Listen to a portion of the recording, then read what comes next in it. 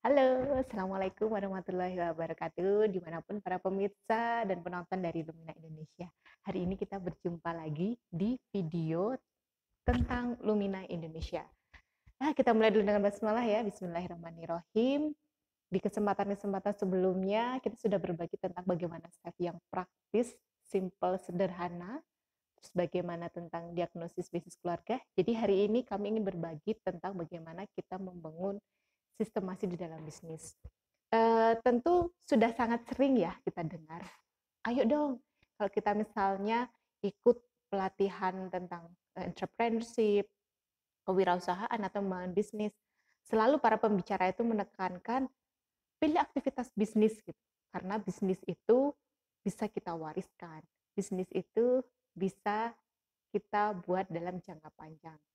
Tapi ternyata pada kenyataannya, karena saya dulu mengalami sendiri ya, bagaimana ketika ikut banyak seminar-seminar seperti itu, niatannya gitu ya, oke deh jadi bisnis biar jadi apa namanya freedom gitu ya untuk keuangan, untuk waktu dan lain sebagainya itu yang seperti ditekankan oleh para pembicara. Tapi kenyataannya setelah saya terjun di bisnis, jadi saya mulai bisnis itu sebenarnya dari SD itu udah mulai ya suka jualan gitu ya, suka jualan SMA.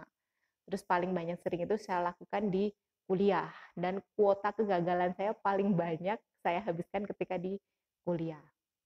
Karena saya berpikir, oh ya udah kita kejar untuk bebasnya bisnisnya. Tapi kenapa ya sama Allah itu bisnis saya selalu dibikin pokoknya nggak lanjut lah. Ada aja problemnya gitu ya. Ya saya evaluasi, evaluasi gimana nih katanya pengen bikin sistem gitu ya. Jadi terkait kegagalan bisnis itu ada dua hal ya yang sempat saya sebutkan di kelas diagnosis bisnis, yaitu secara teknis ataupun non teknis.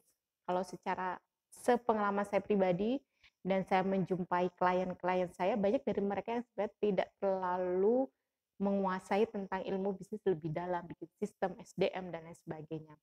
Tapi kemampuan non teknisnya bagus, sama Allah bisnis itu dibuat jadi bagus juga gitu ya, dijaga sama Allah keberlangsungannya. Jadi terkait teknis nanti kita bahas di kesempatan non teknis kita bahas di kesempatan yang lain. Hari ini saya akan membahas tentang teknis. Salah satunya adalah bagaimana kita membangun sistem di dalam bisnis kita.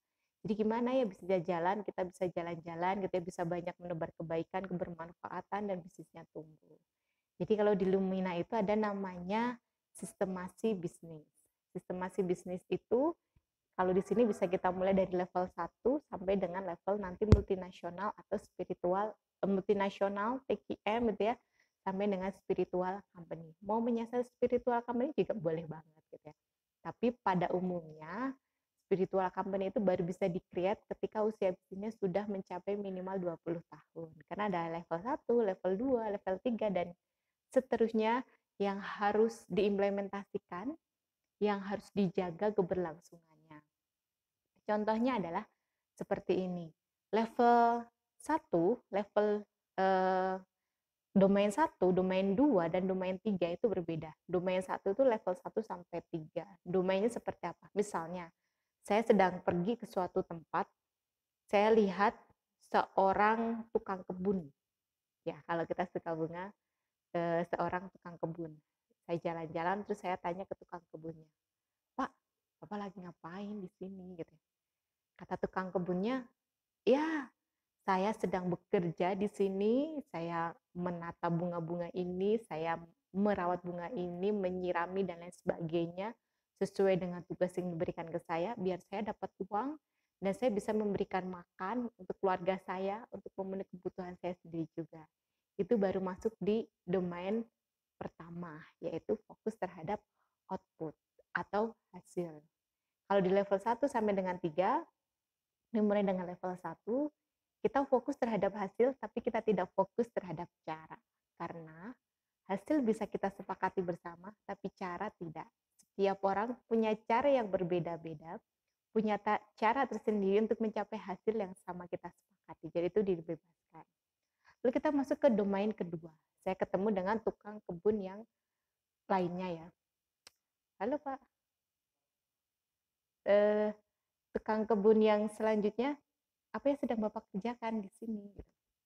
Ternyata kalau tukang kebun yang pertama tadi kan menyampaikan bahwa saya sedang bekerja nih biar dapat uang gitu. Kalau tukang kebun yang kedua ketika saya tanya, jawabnya kira-kira bagaimana? Saya sedang menata bunga-bunga yang indah dan cantik ini, saya sedang memotongi rantingnya biar bunganya terlihat indah, terlihat bagus gitu ya, menawan untuk dibeli oleh orang, dan saya sedang menata di sini biar terlihat indah dan menawan gitu, biar tertarik. Itu masuk domain kedua. Domain kedua adalah domain terkait value. Jadi di dalam bisnis kita, kita harus punya value, menawarkan value untuk customer kita untuk lebih tertarik ya, untuk lebih terikat dengan kita. Lalu ada yang ketiga. Domain yang ketiga ini masuk domain spiritual. Spiritual dengan religius agak berbeda ya kalau di dalam kesempatan yang lain.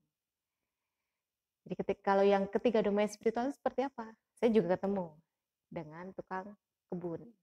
Dan ketika saya tanyakan ke tukang kebun yang ketiga ini, Bapak lagi ngapain nih? Gitu.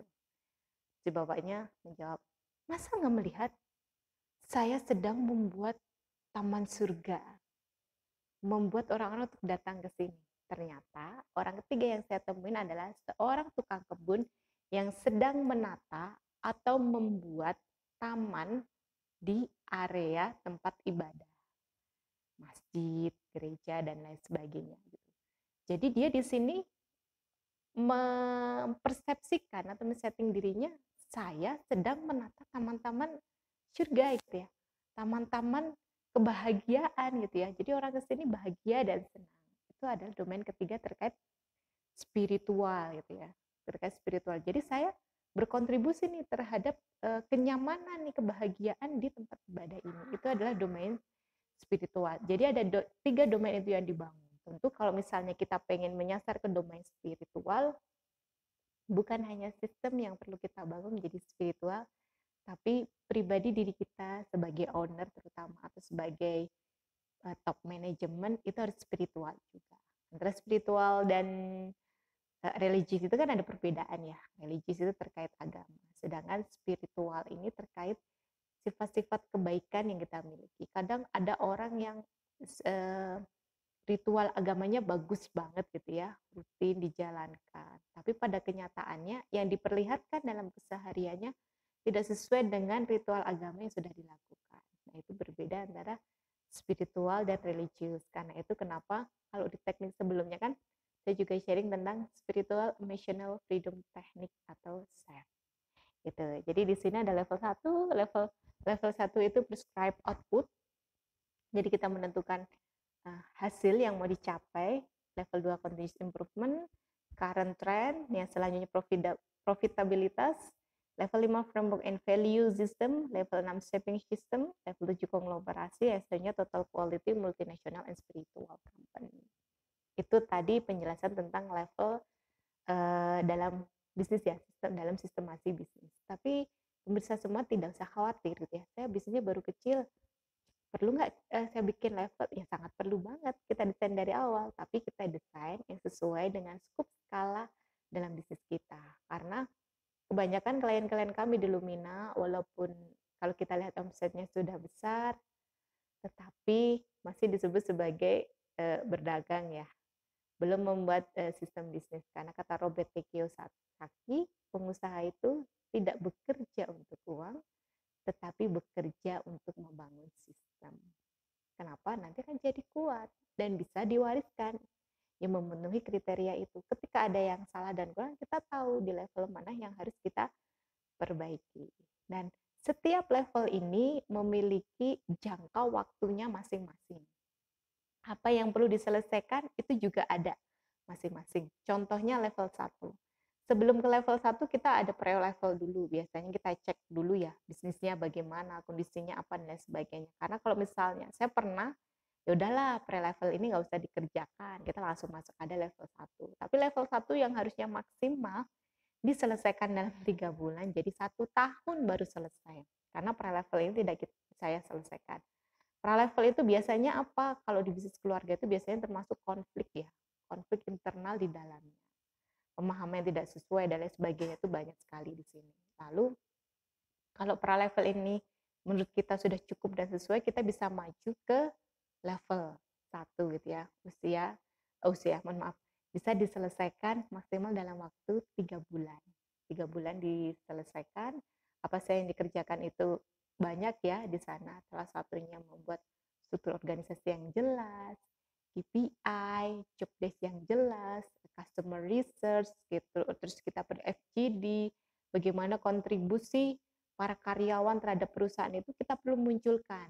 Jadi salah satu kendala di bisnis UKM yang ketika scale up itu cukup berat adalah karyawannya itu dari awal tidak dibiasakan dibangun untuk berpikir dan menentukan kontribusinya. Jadi mereka terbiasa disuruh nulis sama ownernya atau top manajemennya.